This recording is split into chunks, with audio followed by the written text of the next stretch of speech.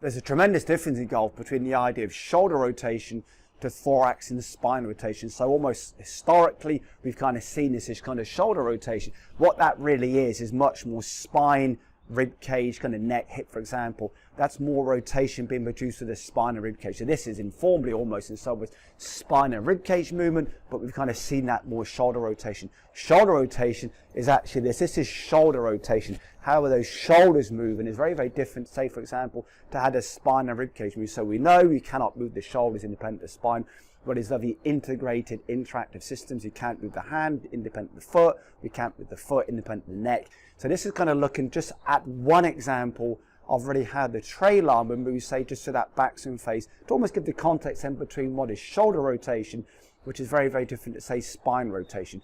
This is spine and thorax rotation. It's the rib cage moving on the lead side, in and downwards, those ribs on the trail, so they move up and outwards. These lovely paired, these 12 sets of rib cages that we have, these 12 rings in some ways, they move in and down on the lead side, up and out on the trail side, as that thoracic spine and the neck are rotating through backswing. That's rotation. As an example, shoulder rotation through the backswing, that trail arm would move into that kind of external rotator, the lateral rotation. It's moving towards that abduction, abduction, as it's also flexing as it moves upwards. So trail shoulder rotation, as an example, would be, say, for example, through backswing, external rotation towards abduction. It's moving away from the midline as it also flexes. That's something very different to what we historically call shoulder rotation.